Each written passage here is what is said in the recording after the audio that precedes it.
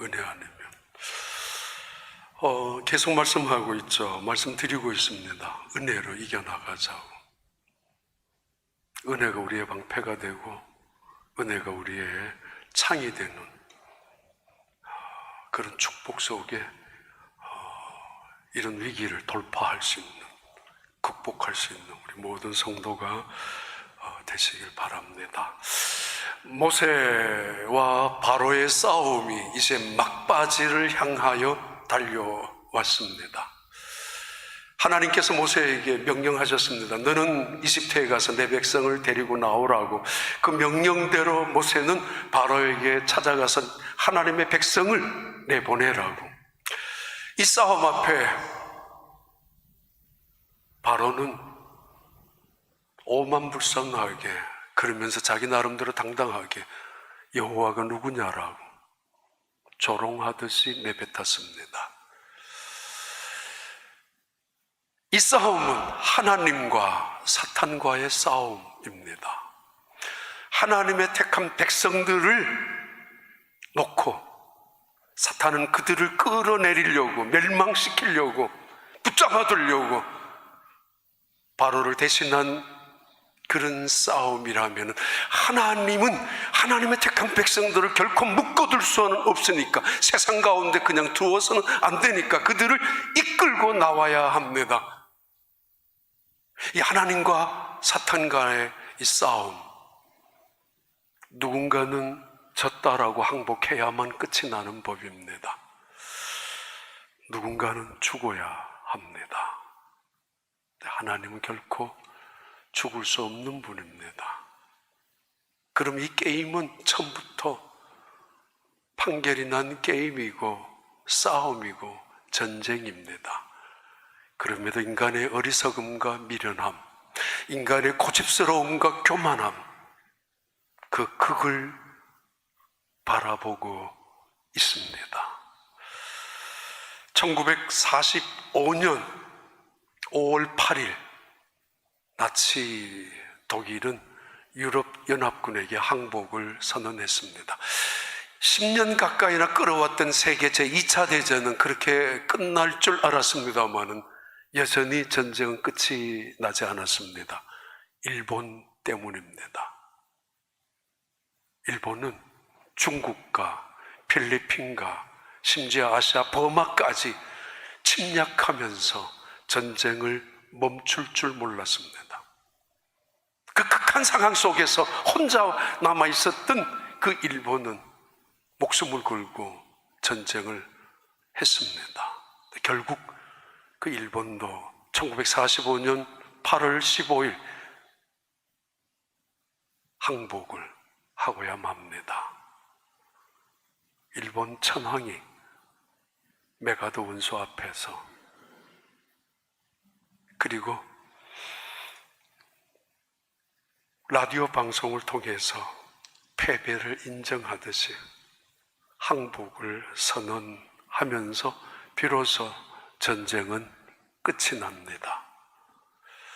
하나님과 사탄과의 전쟁, 모세와 바로와의 싸움, 하나님의 백성을 두고 하고 있는 싸움, 이제 막바지를 향해서 마지막 비장의 카드인, 숨겨둔 마지막 비장의 무기인 카드였던 10번째 재앙, 장자의 죽음 앞에 어떤 모습으로 바로가 등장하는가, 어떻게 이집트를 대신하는 세상의 세력이 하나님 앞에 무릎을 꿇는가. 출애굽 11장, 12장, 13장은 긴 이야기로 그 말씀을 우리에게 증거하고 또 전달합니다. 다시 말합니다. 분명히 누군가는 죽어야 끝이 나는 전쟁을 보고 있습니다. 우리는 누군가는 분명히 항복 선언해야 평화협정이니 무슨 타협이니 그런 전쟁이 아닌 영적 전쟁 속에는 훨씬 더 그렇습니다. 이 전쟁, 10가지의 재앙 속에서 시작되어진 1차 전쟁, 하나님과 사탄의 전쟁은, 2차 전쟁은 예수님이 이 세상에 계셨을 때 십자가의 전쟁을 통해서 2차 전쟁이 벌어진 적이 있습니다. 사탄의 세력은 예수님을 십자가에 달아서 죽이며 그리고 끝이라고 생각하고 승자인 것처럼 오만하게 굴었습니다. 그러나 3일 만에 부활하셨던 예수님을 통해서 어둠의 세력은 꺾였고 죽음의 세력은 무너졌고 사탄의 세력은 꼬리를 내리고야 말았습니다. 2차 영적인 전쟁이 있었습니다. 슬그머니 꼬리를 내렸던 사탄들은 여전히 항복하지 않고 무릎 꿇지 않고 온 세상을 휘젓고 다니고 있습니다. 한 5년 전쯤 알라바마에서 내려왔었던 어떤 아주머니, 그분이 저한테 저 앞에서 했던 이야기를 생생하게 기억합니다. 찬송하자니까 안 부르고, 아니 네 같으면 내가 찬송하겠느냐고 그러면서 했던 말이, 지금이 어느 시대인데, 그 이야기는 마지막 종말에 앞서서 최후의 마지막 발악을 하는 사탄의, 귀신의, 어두운 영의, 마귀의 세력을 이야기해 준 것이 생생히 남아 있습니다. 3차 영적 전쟁, 하나님과 사탄의 마지막 전쟁, 아마겟돈 전쟁이든 마지막 전쟁이든 하여튼 그 전쟁을 통해서 비로소 악한 세력들은, 사탄과 마귀는 영원한 지옥에 들어가서 매임을 당할 것이지만은, 지금 어두움의 세력들은, 죽음 직전에 있는, 멸망 직전에 있는 이 사탄의 세력들은 3차 영적인 전쟁 앞에서 발악을 하고 있습니다. 한 사람이라도 하나님의 백성을 끌어당겨서 유혹해서 넘어뜨리고, 한 교회라도 분열을 시켜서 멸망시키려고 하나님의 택한 백성들을 끄집어서 자기의 노예로 삼으려고 하는 그 사탄의 세력 말입니다. 그 세력의 영적인 싸움을 우리는 지금 출애굽을 통해서 보고 있습니다. 그리고 오늘 현실 속에도 3,500년이 지난 지금도 우리는 목격하고 있습니다. 오늘은 어버이 주일입니다만은 우리 장로님 기도하신 대로 어버이 주일로 제대로 지키지도 못하고 있습니다. 옛날에는 시집살이, 시어머니 밑에 혹독한 시집살이를 대부분 경험했습니다. 때로는 너는 친정에서도 그것도 못 배우느냐라고, 그것밖에 배우지 못했느냐라고 핀잔을 듣기도 하고, 모욕을, 자존심 상하는 그런 시어머니들의 잔인한 말까지 들어가면서 시집살이를 해왔습니다. 시누이들의 그 등살에 못 이겨서 힘든 순간, 서럽게 울었던 순간도 많이 있었을 것입니다. 그나마 남편이 힘이 되어 줘야 하겠지만은 이 남편마저 구박을 일삼고 있었던 것이 옛날 우리 어머니 시대에 시집살이한 대부분의 어머니들입니다. 새벽부터 일어나서 반드시 교회 갔다가 오면은 불을 켜서 밥을 해야 하고, 그리고 밥 하는 순간 빨래해야 되고, 그리고 반찬하고, 그리고 식사 끝나고 나면 설거지, 그리고 돌아서서 저녁 준비해야 되고, 또 저녁에는 빨래 달여야 되고, 풀 먹여야 되고, 혹은 꿰매야 되고, 끙끙끙 앓다가 언제 그랬냐는 듯이 다시 새벽에 일어나서 교회 가서 그 많은 힘든 시간, 서러움을 이겨냈던 어머니들입니다. 그때에 힘들면 힘들수록, 외로우면 외로울수록 더욱더 그리워졌던 곳이 하나가 있었습니다. 서럽게 오해당하고 억울한 눈물을 흘릴 때에도 오히려 가슴 속에 위로가 되고 그리웠던 곳이 있었는데, 친정집입니다. 어머니, 아버지가 계시는 친정이 그렇게도 그리워졌던 곳이기도 합니다. 아무리 친정에 가서 늦게 일어나도 누구 하나 핀잔하거나 왜 이제 일어나느냐고 욕하는, 대드는 사람 하나도 없었고, 오히려 친정에는 더 자라고, 왜 벌써 일어나? 쉬어야지. 온 김에 더 푹 자라고. 다 해놓은 식탁에 밥그릇 앞에 앉아가지고 그냥 깨작깨작 해도 말이에요, 두고 온 자식들 생각에 미안한 마음에 제대로 먹지 못할 때에도 친정집에서만큼은 그것이 흉허물이 되지 않았던 그 친정집. 밥만 해놓으면 반찬이 뭐 이 모양이냐라고, 반찬 어디 갔느냐라고, 맛이 왜 이러느냐라고 떠드는 사람들이 누구도 없이 그냥 해놓은 밥을 얻어먹기만 해도 되는 그런 친정집입니다. 마음 편하게 발을 펼 수 있는 곳, 그래도 누구 하나 눈치를 주지 않는 곳, 아무리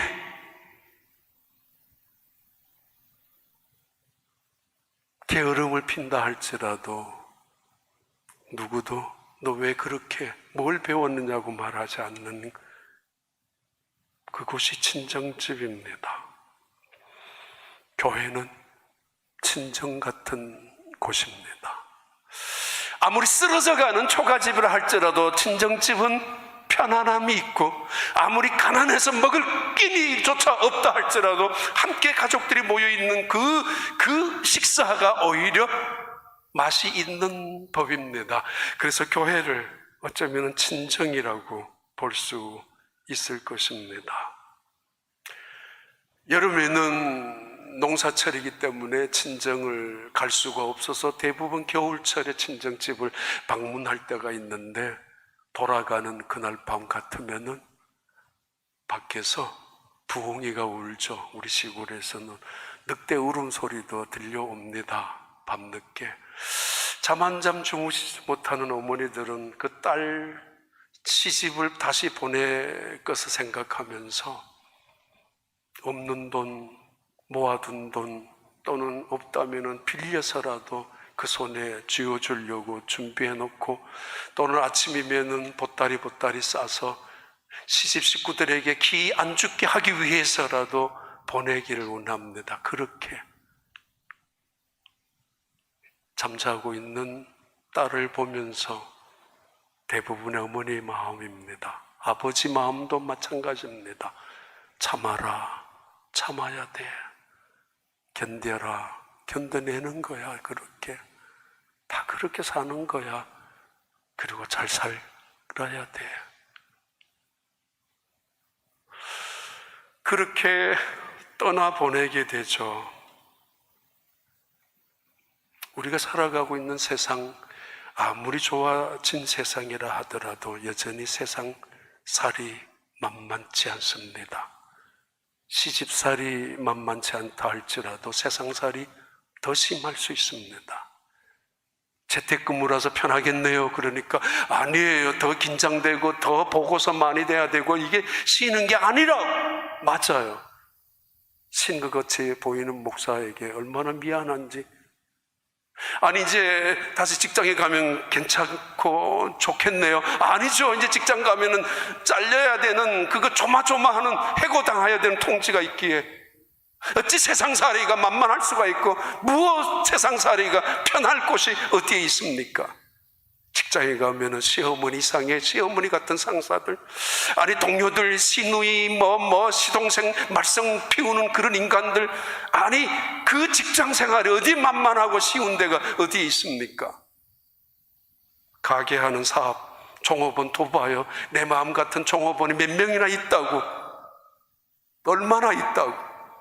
요리조리 눈치나 보고, 아니 손님들 오면 손님들 비유 맞춰줘야 되는 그 일이 어디 남의 돈을 내가 벌 수 있다라는 게 어찌 쉬운 일이 있을 수 있습니까? 이 세상살이에 만만한 일이 어디 있단 말입니까?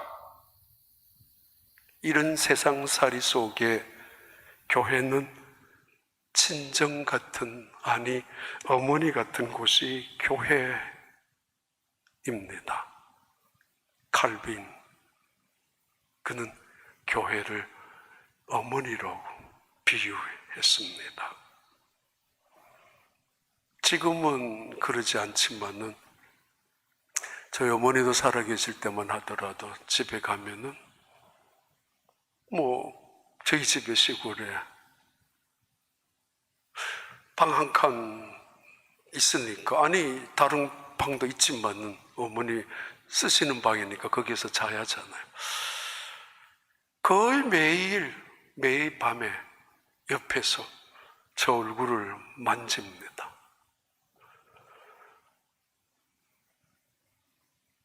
이 못난 자식 목사하면서 얼마나 힘들지 않을까.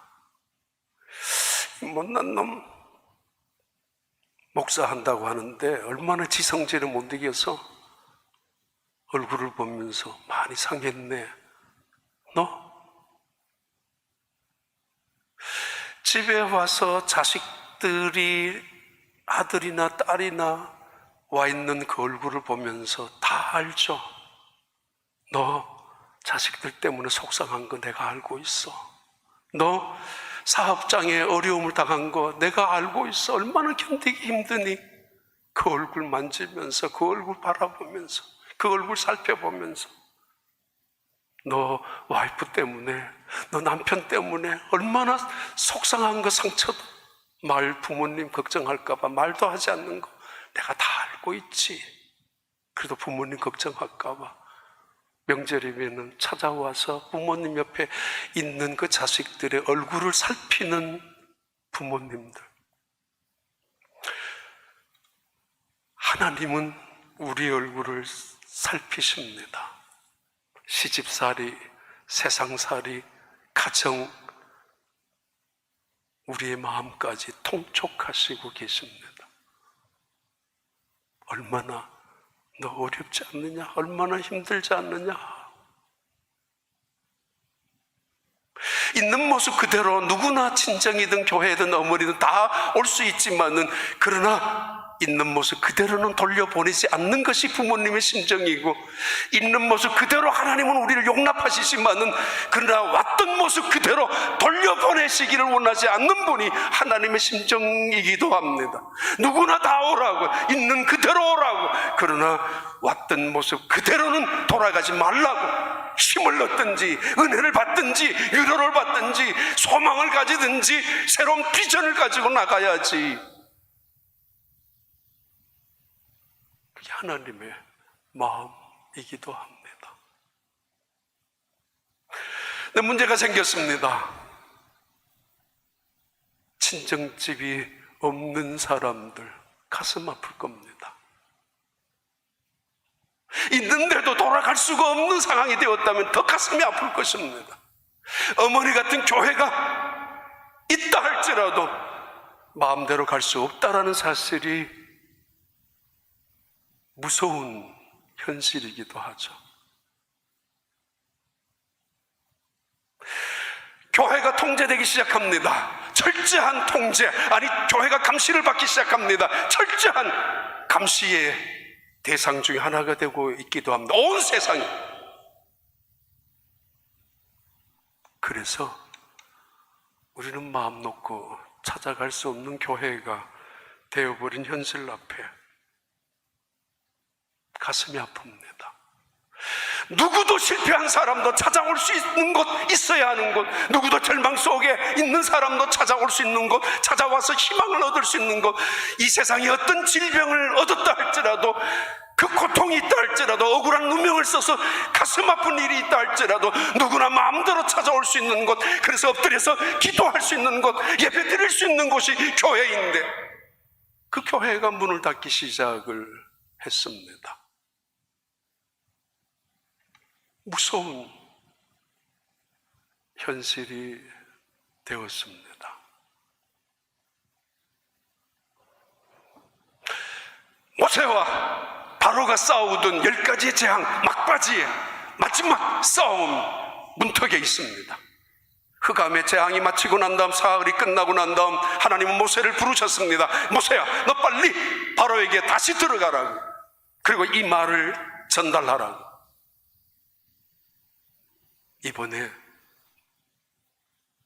장자가 다 죽게 될 것이라고, 다 죽게 될 것이라고. 당신들이 만약에 우리를 보내지 않는다면 당신 왕의 아들 장자에서부터 호루스, 태양의 현현의 아들이라고 호루스라고 불렀던 이 적장자인 첫 번째 아들이 죽을 것이라고, 그리고 맷돌을 가는 몸종의 노예들의 아들 첫 새끼도, 가축의 첫 새끼도 다 죽어버리고 말 것이라는 무서운 경고였습니다. 그리고 그 경고는 사실 그대로 되고야 말았습니다. 하나님은 말씀하시는 분입니다. 그런데 말씀만 하시는 분이 아닙니다. 말씀대로 이루어 가시는 능력, 전능자이십니다. 약속하신 그대로 반드시 성취시키시는 분이 하나님이십니다. 하나님은 인격적인 분입니다. 그래서 늘 우리에게 너그럽게, 우리에게 포용, 우리를 기다려주고 우리를 인격적으로 대하시지만은, 그러나 그 하나님은 때가 되면은 준엄한 심판으로 이 세상을 다스리십니다.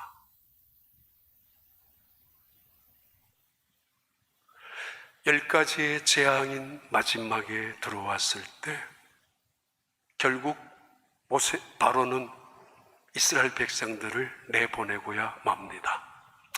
일본 2차 대전에 태평양 전쟁을 일으켰던 일본이 패전을 인정하고 항복을 선언한 이유는 원자폭탄 때문입니다. 항복을 선언하기 일주일 전 8월 6일 히로시마에, 8월 9일 나가사키에 두 발의 원자폭탄이 떨어지면서 수십만 명이 죽었지 않습니까? 지금까지 끄떡하지 않았던 일본 군인들, 아니 일본 천황이라고, 신이라고 불려졌던 천황, 히로히토의 천황, 그가 무릎을 꿇고 그가 항복을 한다는 것은 결코 용납할 수 없다라고 믿어왔기에 그 천황을 위해서라도 수백, 수천, 수만 명이 자살 특공대가 이루어져서 미국 전함들과 싸웠지 않습니까? 그러나 결국 마지막 승부의 카드였던 원자폭탄이 터지면서 결국 항복을 하고야 맙니다.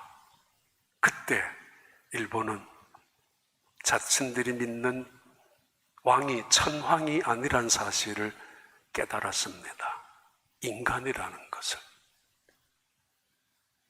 바로 모세 앞에서 여호와가 누구냐라고 오만방자하게 떠들고, 아니 교만하기 짝이 없었던 이 바로는 면류관 같은 왕관을 쓰고 대단한 권력을 지니고 있었던 바로였지만은, 그러나 이 마지막 카드 앞에 밤중에 모세를 불러들여서 벌벌 떨면서 무릎을 꿇고 빨리 떠나라고, 초라한 한 인간의 모습으로, 그가 태양신의 후계자이며 그가 이 세상의 대단한 신적인 존엄한 존엄자가 아니라 얼마나 연약하기 짝이 없는 인간의 본래적인 모습을 보여주고 있죠.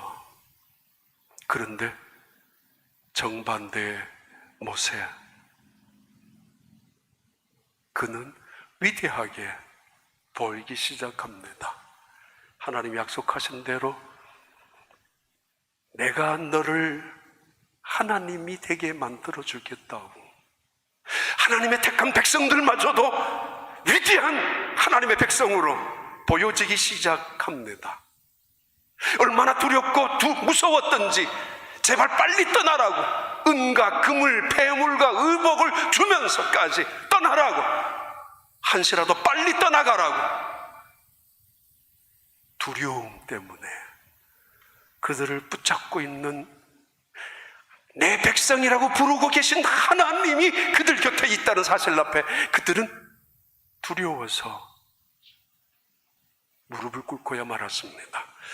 물론 항복서에 조인을 한 것은 아닙니다. 슬그머니 발을 내린 행동입니다.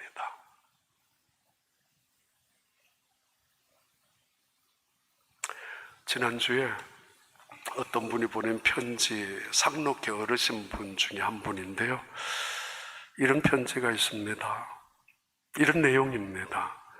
온 세계가, 온 땅의 흙이 아파하고 있는 요즘입니다.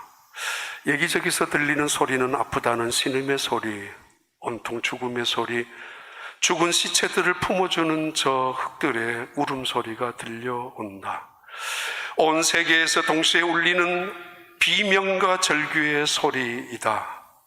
전에는 무섭게만 들리던 큰 태풍의 소리가 이제는 잔잔한 자장가로 들려온다. 어느 날 여전히 밝고 따뜻한 아침에 일어나 본다. 웅성대는 소리와 함께 눈을 뜨니 Stay at home, social distance라는 생소한 용어들이 마스크를 쓰라고 강요하고 있다. 참 세상이 어찌 돌아가는 건지 어지럽기 짝이 없다. 오늘 또 마스크를 주섬주섬 찾으면서 나는 이런 생각을 한다. 얼마나 나의 죄가 극에 달랬으면 입막이라도 입을 막으라고 하실까. 생각해보니 입으로 지은 죄가 어마어마하게도 많기도 많아 입이 다물어지지 않는다. 입으로 죄를 토해냈고 입으로 밥 먹듯이 죄가 들어왔으니 내 입은 죄의 통로가 되었고 열린 무덤 같은 것이었다. 잠시나마 입마개를 하고 잠잠히 조용히 생각을 하라고 하시는 것 같다. 나나 너나 얼굴을 반을 가리우고 나니 참으로 그 낯선 모습에 어두움만이 가득하고 두렵기까지 하다. 마스크 안에 감추어진 입이 웃는지 우는지 알 길이 없으니 우리가 입으로 지은 죄의 형벌인가 싶다.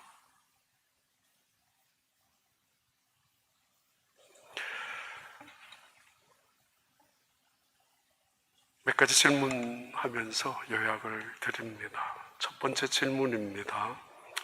왜 10가지 재앙이었는가? 그리고 처음부터 장자의 죽음의 카드를 갖고 있었다면 왜 이제야 하는가? 그리고 6월절의 의미는 무엇인가? 라는 이스라엘 백성들과 연결된 질문입니다. 2주 전에는 애국 백성들에게 10가지 재앙은 무엇이었는가? 하나님의 인내의, 하나님의 사랑의 기간이었다라는 의미라면은 이스라엘 백성들에게 출애굽기 11장 1절부터 2절입니다. 읽으세요. 여호와께서 모세에게 이르시기를 내가 이제 한 가지 재앙을 바로와 애굽에 내린 후에야 그가 너희를 여기서 내보내리라. 그가 너희를 내보낼 때에는 여기서 반드시 다 쫓아내리니 백성에게 말하여 사람들에게 각기 이웃들에게 은금 패물을 구하게 하라 하시더니 10가지 재앙은 하나님이 처음부터 의도적으로 준비하시고 10번째 재앙을 펼쳐야만 그들이 이스라엘 백성들을 내보낸다는 사실을 알고 계셨다는 이야기죠. 그럼 처음부터 하면 될 텐데 왜 10가지를 끌으셨을까? 하나님의 의도는 이스라엘 백성들에게 보여주시는 사인입니다. 이제 나를 믿으라고. 강이 피로 변하고 개구리나 파리나 이떼가 고센 땅에는 없어지고 또는 우박과 가축의 온역들도 이스라엘 백성에게는 없다라는 사실을 우연히로만 어쩌다가만 해프닝으로만 이해할 수 없는 겹겹이 연속적으로 계속적으로 이루어지는 재난 재앙을 보면서 이것은 하나님이 하시지 아니하고는 일어날 수 없는 것을 생생하게 경험해주고 있죠.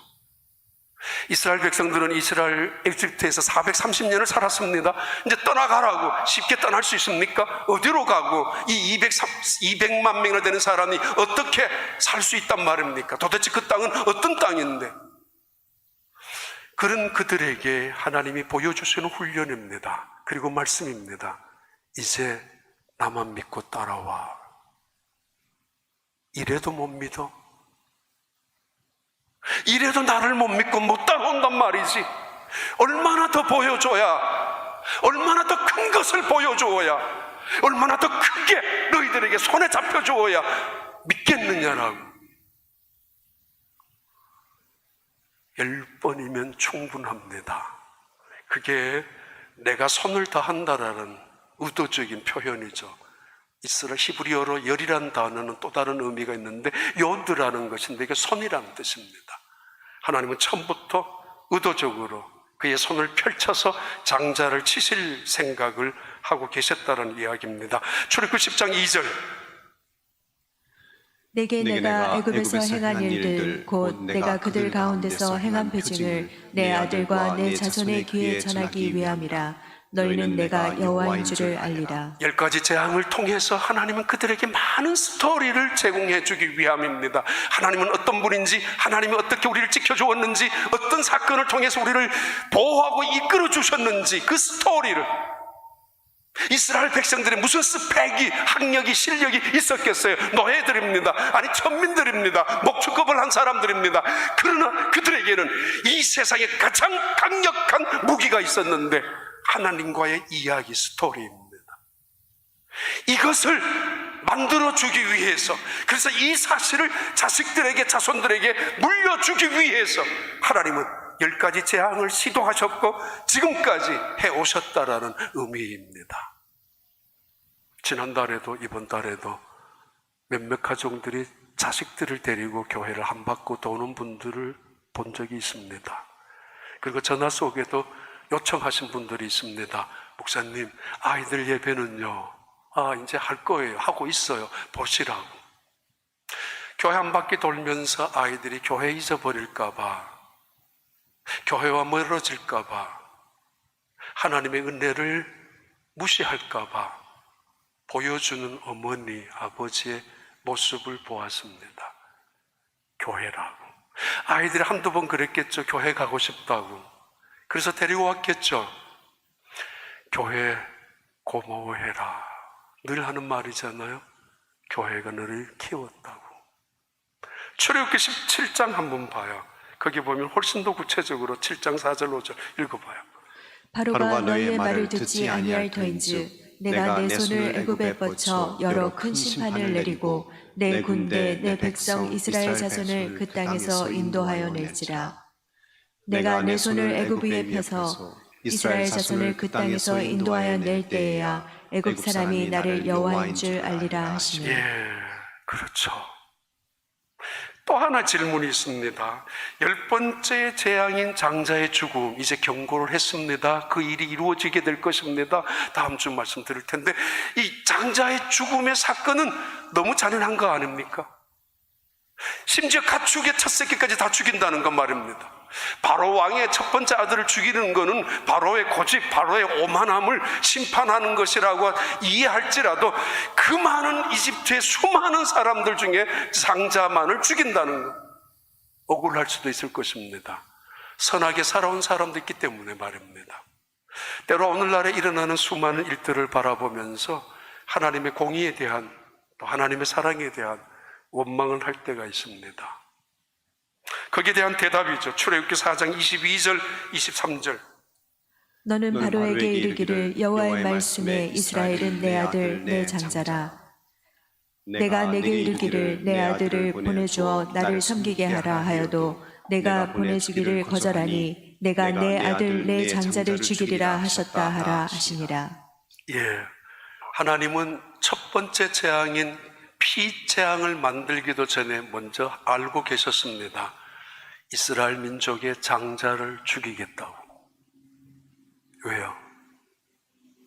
그들이 하나님의 장자인 이스라엘 백성들을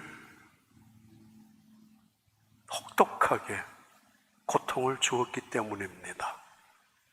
시집살이를 너무도 강 건너온 민족이라고, 근본도 없는 민족이라고 우습게 여겼고, 목축업을 하는 천한 민족이라고 업신여겼고, 지금 이 땅에서 당연히 그들은 귀족의 자리에서, 그러나 이 이스라엘 백성들은 피눈물을 흘려가면서 노예 생활을 하고 있었는데, 그것도 모자라 아들이 태어날 때마다 나일강에 집어던져서 죽일 수밖에 없었던 그런 상황, 죽였던 그런 상황 속에 그들은 핏값을 당하는 것입니다. 그들은 죗값을 마땅히 치루어야만 했습니다. 처음부터 하나님은 그들의 죗값을 묻고 계셨습니다. 너희들이 내 장자인 이스라엘 백성을 혹독하게 다루었다고. 너희들에게 핏값을 묻겠다고.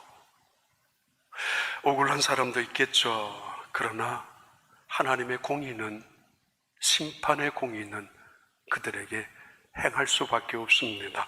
출애굽기 9장 14절 16절 봐요. 내가 이번에는 모든 재앙을 너와 내 신하와 내 백성에게 내려 온 천하에 나와 같은 자가 없음을 내가 알게 하리라. 예, 내가 손을 펴서 돌림병으로 너와 내 백성을 쳤더라면 너가 세상에서 끊어졌을 것이나 여전히 하나님은 그들에게 긍휼을 베풀었었고 사랑을 갖고 계셨고 참고 기다리고 계셨다라는 의미였지만은 마지막 승부수, 장자의 죽음을 마지막 10번째 재앙으로 내려놓고 있습니다.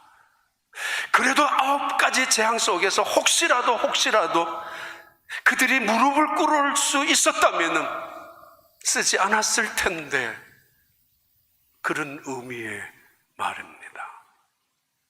인간의 오만이, 끝없는 인간의 교만이 화를 자초했다라는 것을 말합니다. 도대체 장자를 어떻게 알았는지, 그 집안에 정확히 장자를 찾아서 죽였던 이 장자의 재앙, 도대체 가축의 새끼의 주인도 잘 모를 텐데 어떻게 알았는지 첫 번째 새끼는 모조리 다 죽음을 당했던 이 마지막 10번째 재앙 앞에서 우리는 몇 가지를 알게 됩니다. 하나님은 누구인가? 하나님은 어떤 분인가 말입니다. 그리고 장자의 의미는 무엇인가? 이건 다음 주에 말씀을 드리려고 합니다. 레프트 비하인드라는 소설책이 20년 전에 미국에 나왔을 때 미국에서만 6,500만 부가 팔렸던 아주 베스트셀러 기독교 작품이었습니다. 전 세계적으로는 1억만 부 이상이나 팔렸던 책이 레프트 비하인드라는 소설책이었습니다. 시리즈로 12권이 나왔는데 젠킨스라는 분하고 라헤이라는 두 분이 공조했던 책입니다. 영화도 2012년에 나온 적이 있습니다. 지금은 기억으로 니콜라스 케이지라는 사람이 조종사로 나오는 주인공이었는데, 이런 책 내용입니다. 정확하게 맞는 건 아닙니다. 요한계시록의 해석 방법이 적어도 서너 가지가 되는데 서너 가지의 해석 중에 하나의 해석을 근거로 해서 만든 소설입니다. 어느 날 조종사가 급히 호출을 받아서 비행장으로 가서 비행기를 몰고 가는 중에 일어난 사건입니다. 갑자기 비행기 안에 있는 손님들 중에 없어진 사람이 생깁니다. 가방도 그대로 있고 옷도 그대로 남겨졌는데 승객이 없어졌습니다. 사라졌습니다. 대혼란이 이루어졌죠. 아니 어떻게 이럴 수가 있느냐라고. 그 혼란 속에서 간신히 착륙을 했었던 이 조종사는 자기 집으로 쫓아옵니다. 아내가 있을 거라고, 아들이 있을 거라고 생각했지만은 딸이, 다른 곳에서 직장 생활을 하고 있던 딸이 집에 와서 아빠를 두려움 속에서 기다리고 있었습니다. 아빠가 급히 호출을 당해서 비행장으로 갔는 줄 모르고 이 딸은 아마 스콜라이라는 그 딸이 와가지고 아빠 생일 축하하려고 왔었는데, 근데 이상한 일이 벌어졌단 말이에요. 아빠하고 이 딸은 이 일이 무슨 일인지를 추적하기 시작하고 또 거기에 신문사 기자하고 함께 이 사실이 도대체 어떻게 이런 일이 이 세상에 이루어졌는지를 찾아가기 시작하는 그런 스릴러가 있는 소설이기도 합니다. 성경 해석 중에 하나를 근거로 한 이야기입니다. 예수님께서 공중 재림을 어느 날 하셨을 때에 재림을 하는 순간에 이 땅에 있는 신실한 하나님의 백성들이 순식간에 휴거를, 랩처를 당하고 이 땅에 남아있는 수많은 사람들이 살아가는 생존의 이야기, 혼란의 이야기가 그 소설의 주제이기도 합니다. 그런데 중요한 이 혼란의 틈을 타서 이 위기의 상황 앞에서 순식간에 온 세계를 통제하는 나라가 생겼습니다. 컴퓨터로, 아니면 무슨 빅데이터 시스템으로. 남아있는 사람들, 이 딸은 엄마가 교회 가자 그럴 때도 핀찬하고 엄마하고 다투기도 하고, 또는 오면서도 공항에서 어떤 그리스도인이 다른 사람 전도하니까 그 전도하는 사람을 방해하기도 하고, 전도받는 사람의 그것을 건져주기도 할 만큼 아주 의협심도 있는 그런 딸내미였는데, 이 돌아가는 상황 속에서 아빠하고 너무 불안하거든요. 왜 이런 일이 이루어지는 것인지. 아이들 학교를 데려가려고 그러면은 이미 데이터 시스템을 통해서 모든 작동 컴퓨터를 통해서 바코드를 받든지 QR코드를 받든지 뭐 하여튼, 아니면 666을 받든지 어떤 사인을 있어야만 학교를 아이를 데려갈 수가 있습니다. 마켓을 가더라도 그 코드가 없으면 마켓을 가서 살 수가 없습니다. 온 세상이 순식간에 그 혼란을 타서 통제가 됩니다. 안전이라는 이름으로, 그리고 평화라는 이름으로, 생명을 지켜야 된다는 이름으로, 공동체를 지켜야 된다는 이름으로 모든 통제와 관심이 그 간섭이, 그리고 감시가 합법화되고 말았습니다.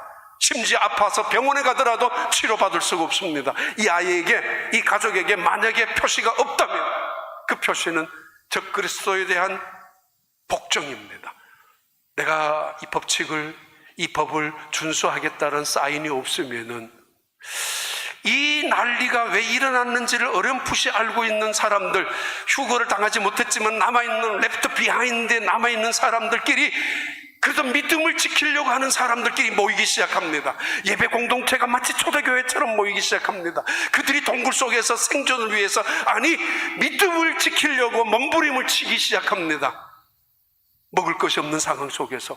근데 그들을 추적하고 있는 또 다른 세력, 붙잡혀서 참수를 당하고 붙잡혀서 아주 고문을 당하고 있는 그런 상황, 그것이 계시록에 나타나는 마지막에 일어날 수도 있는 해석 중에 하나입니다. 오늘 우리는 전혀 뜻밖의 현실 속에 살아갑니다. 이런 일이 있을 거라고 상상도 해본 적이 없었습니다. 교회가 통제가 되고 있다는 것, 감시의 대상이 되고 있다는 것, 자리가 멀쩡한 세상 속에 멀쩡한 과학의 문명이 이처럼 발달한 오늘의 세상 속에 생명, 죽음, 안전, 공동체라는 분명한 명분 때문에, 의술이나 과학이라는 분명한 지침 때문에 우리는 어쩌면 굴복하고, 당연히 그렇게 할 수밖에 없지만은 그 현실 속에 놓여져 있습니다. 근데 하나님은 계속 우리에게 레슨을 하시고 계십니다. 내가 누군 줄 아느냐? 내가 누군 줄 아느냐? 여호와가 누구냐라고 떠들고 있었던 바로에게, 그리고 이집트 수많은 백성들에게 온갖 거짓 우상과 온갖 더러운 우상들과, 아니 가짜 신들 앞에서 춤을 추고, 아니 부여와 풍성 앞에서, 권력과 지위 앞에서 만족을 추구하고 살아가는 그 인생들 앞에서, 그래서 그들의 세력, 어둠의 세력이 조종하고 사탄의 세력이 그들을 붙잡고 억압하고 있는 그 땅에서 하나님은 명령하셨습니다. 내 백성을 데리고 오라고. 오늘도 하나님은 그 백성들을 찾고 계시고 지켜주시길 원하시고 붙잡아 주시길 원하십니다. 그래서 그 하나님의 백성들이 위대하게, 그 초라하기 짝이 없었던 모세였지만은 하나님처럼 보이게, 아니 마침내 이스라엘 백성들의 땅에는 강아지의 울음소리조차 들리지 않았는데, 애굽 땅에는 지금까지 들리지 않았던 곡성 소리가, 통곡 소리가, 죽음의 공포 소리가 울려 퍼지는 그 땅, 그 죽음의 땅과 생명의 땅의 싸움은 오늘도 계속되고 있습니다. 하나님은 요구합니다. 누구를 섬길 것이냐고. 너 인생의 주인은 누구냐라. 그 물음 앞에 대답하셔야 합니다. 하나님이십니다. 하나님의 소망입니다. 하나님의 은혜입니다. 하나님 감사합니다. 오늘도 생명이 있음에 감사합니다. 하나님의 지켜주심에 감사합니다. 그것이 우리의 축복이고 이 세상을 이기는 은혜, 지혜, 능력, 믿음이어야 합니다. 그 믿음으로 이번 한 주간도 승리하는 온 성도들 다 되시기를 진심으로 축복합니다. 감사합니다, 하나님.